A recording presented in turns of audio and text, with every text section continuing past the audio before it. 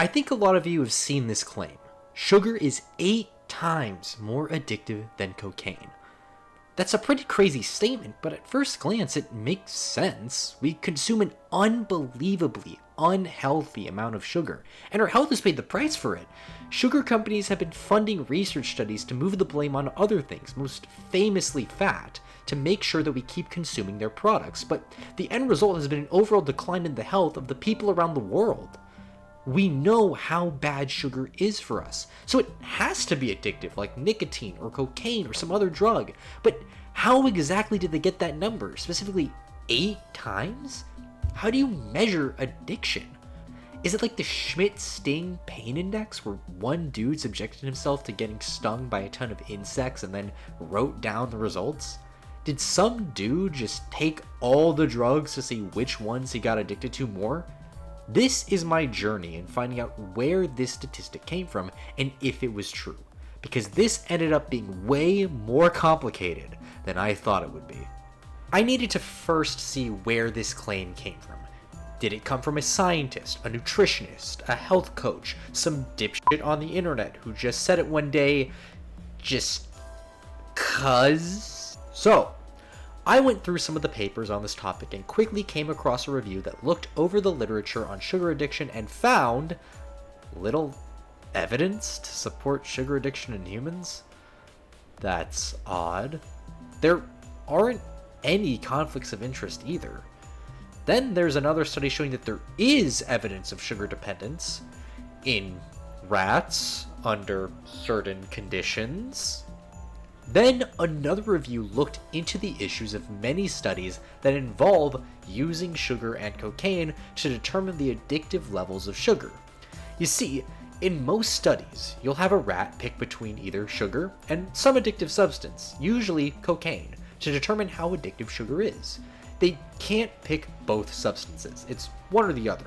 The funny thing is, in many studies that involve cocaine as a potential reward, rats will pick the alternative reward, whether it's sugar, some kind of food, or the ability to interact with another rat. So there seems to be some kind of confounding variable if the rats continuously choose avoiding cocaine for other rewards that are notably known to not be as addictive as cocaine. The review, which was done by Anne-Noël Samaha, cites a study by Ludovine Kanchi, which tries to understand this phenomenon when looked through the dopamine hypothesis of addiction. Okay, so basically, the dopamine hypothesis of addiction just says that addiction occurs because dopamine is released as a result of some kind of stimulus. Dopamine, being the reward chemical, leads to the subject continuing to engage in said behavior that produces large amounts of it, and cocaine inhibits reuptake of dopamine, leading to more being present in the brain as it isn't being removed or broken down naturally. Cocaine, however, doesn't do this immediately. There's a 60-second delay between ingestion and when the drug's peak dopamine uptake inhibition occurs. This is a pretty big deal in studies involving rats, as they've shown that they prefer immediate rewards, and the sweet taste of sugar gives you a pretty immediate dose of dopamine. They'll even pick smaller rewards if they get it quickly. The paper cited mentions how hungry rats will usually pick 1 food pellet given to them immediately over 4 food pellets given to them after they wait 20 seconds.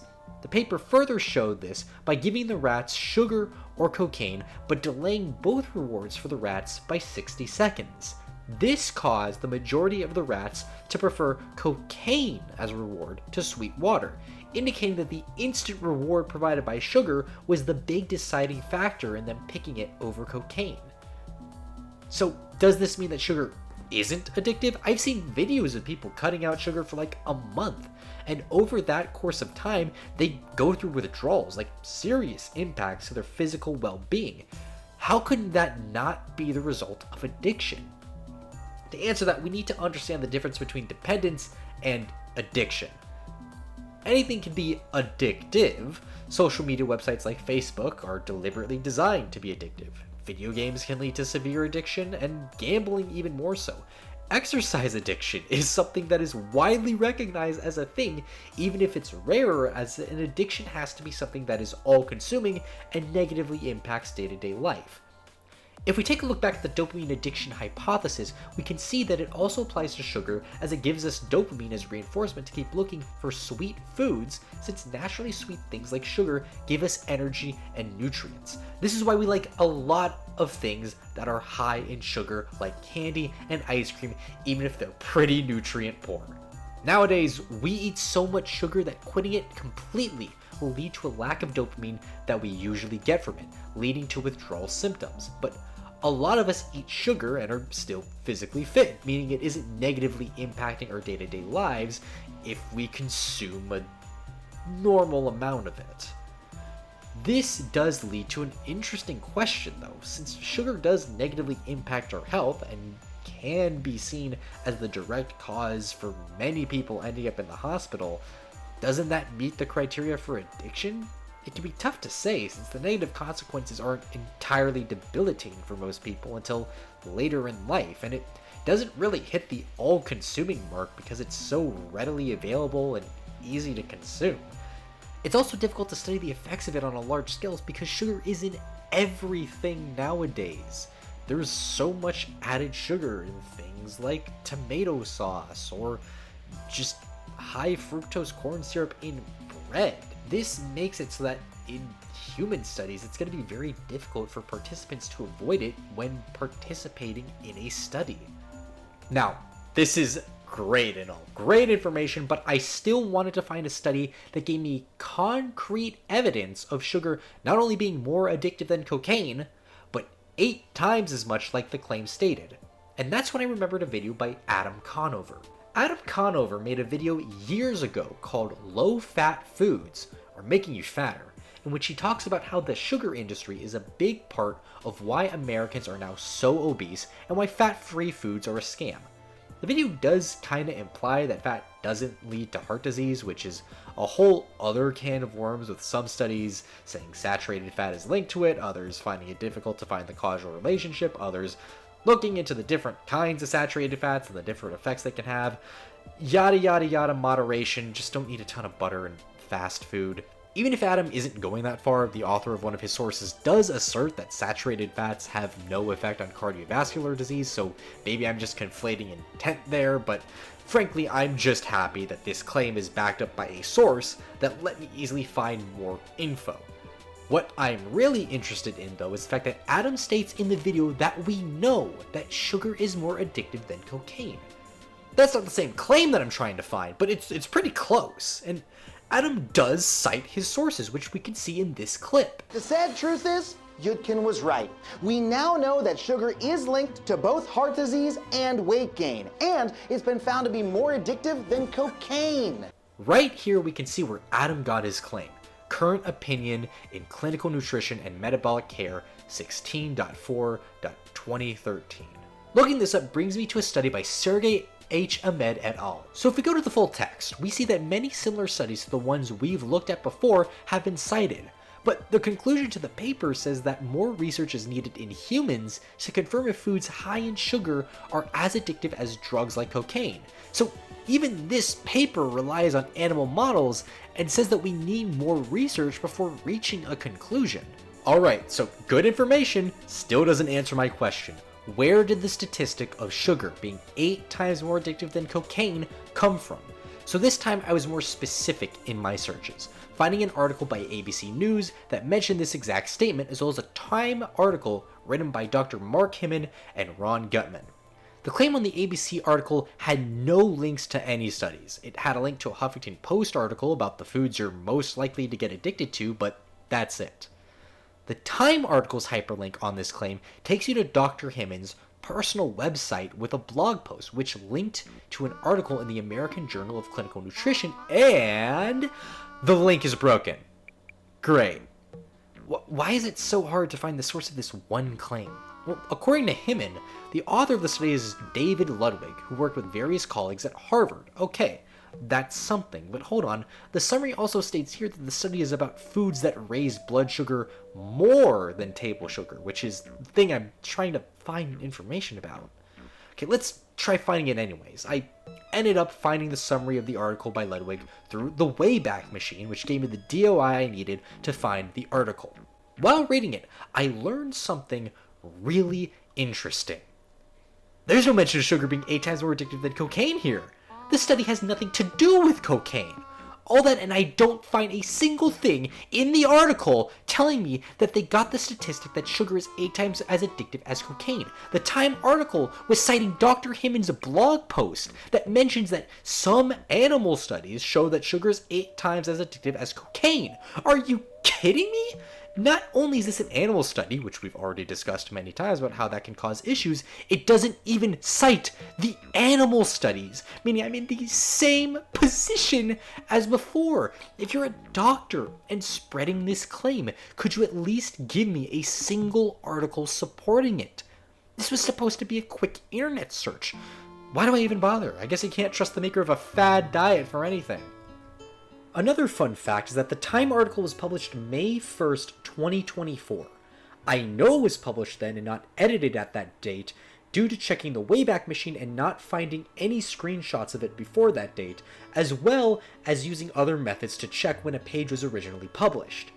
It states that Americans eat 1/3 a pound of sugar each day and thus over 100 pounds of sugar a year, citing the USDA. According to the Wayback Machine, the source page of those claims was taken down by the time the article was published. I don't know why this cited page was taken down, possibly due to the numbers being outdated or not distinguishing between total and added sugars. I'll address what some other sources say about total sugar consumption, but I just find it a little weird that the article was written and sourced with a page from the USDA that viewers couldn't even view at the time the article was published, that other people could read it. So now I gotta go on the hunt again. Oh look, an AOL article. A doctor says sugar is 8 times more addictive than cocaine. I wonder who this doctor is.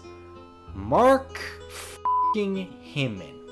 Okay, unironically, is this dude the entire reason this quote is so popular? I know he supposedly didn't make it up. At least I hope he didn't. But like, he's everywhere. He also says that the average American eats 152 pounds of sugar a year, which, according to the American Heart Association, is false. The amount of added sugars we consume per year on average is about 60 pounds, and don't get me wrong, that's still 2 to 3 times the healthy amount, but it doesn't really make sense as to where he got the number. Also, no, he's not talking about all carbs when he says sugars, because in a linked article, he says that Americans eat 146 pounds of flour in addition to the amount of sugar. Look, sugar leads to serious health problems, but could you at least just not say random numbers? Where did he get them? I don't know. These articles don't link to any studies. Oh, yeah. And the linked daily news article also says that sugar is 8 times more addictive than cocaine, with no source. It also says that the average American eats 1 pound of sugar each day, which if you look at the previous number that Hyman stated, doesn't add up because 365 pounds is different than 152 pounds. And even if you include the extra pounds of flour in that, because technically flour is starch which is made of glucose, which is sugar, it's still only 296 pounds. This daily news article really is just here to promote Hyman's diet plan. It doesn't have any real sources of information. I could not find any source for the claim that sugar is 8 times more addictive than cocaine. What I did find, however, was a massive rabbit hole, which led me to finding out that Hyman and Ludwig from the previous Harvard article are promoters of functional medicine, which is more of a yellow flag than a red one, but promoters of it claim to try and treat the source of illnesses, but it's been criticized as pseudoscience since it's often associated with detoxing and a lot of other BS that doesn't really do anything. Treating the source of an illness is really broad, and it can encompass things like promoting a better diet and exercise, along with a lot of just straight-up pseudoscience. Hyman does, however, have a real colorful history besides that. He's friends with Robert F. Kennedy Jr. and has collaborated with him in the past, although he has gotten him to remove misinformation from his books that claim that thimerosal vaccines cause autism. Editing me. I wrote this information in the script and recorded this before it was announced that Trump would add RFK Jr. to his staff working for various U.S. health agencies, and also this was done before he actually won, and now this would be put into practice. So, yeah, that's cool. That's great. I love this. Great. Yeah. Speaking of autism, he also wrote an article in the Huffington Post where he claims to have cured a 22-month-old toddler of autism, which is not possible according to current research and is a mindset that advocates for those on the autism spectrum find to be pretty harmful, as their whole thing is to try and make autism more accepted and understood rather than being seen as an illness that needs to be cured. He also believes that autism is caused by mitochondrial disorders based on a single pilot study that found with a small sample size that mitochondrial disorders are more common in children with autism. But it didn't draw any conclusions. Again, it was a pilot study. The authors of this study knew the limitations of it, but Hyman seemingly didn't. And this wouldn't be the craziest thing. However, Hyman believes that some of the things that cause mitochondrial disorders are allergens, processed food, and gluten. None of which I could find supporting evidence of, and even if they were true, I really don't think we could stop children from getting autism by putting them on a gluten-free diet. He's also worked with Dr. Oz, who is famous for selling supplements and pills that do nothing. He is literally a modern-day snake oil salesman. Hi, editing me once again. I'm going to scream. Hyman is also the founder and medical director of the Ultra Wellness Center, which has 2 stars on Yelp. Oh boy, that's not a great sign. It's also not a great sign that they promote detoxes, which don't work, and they don't even specify on the website what toxins they're supposedly getting rid of. They also claim that current medical practice is 50 years behind the research. What research, what new practices are you using that are 50 years ahead of current medical practice? You just seem to be doing detoxes and, well, general health advice that most people know and understand. He was also the chief editor of Alternative Therapies in Health and Medicine, a journal which took ads for products that are involved in homeopathy, like shark cartilage, for anti-cancer effects. The journal itself is not seen as very credible, which I guess makes sense considering that it's called Alternative Therapies in Health and Medicine, aka like alternative medicine, which doesn't work.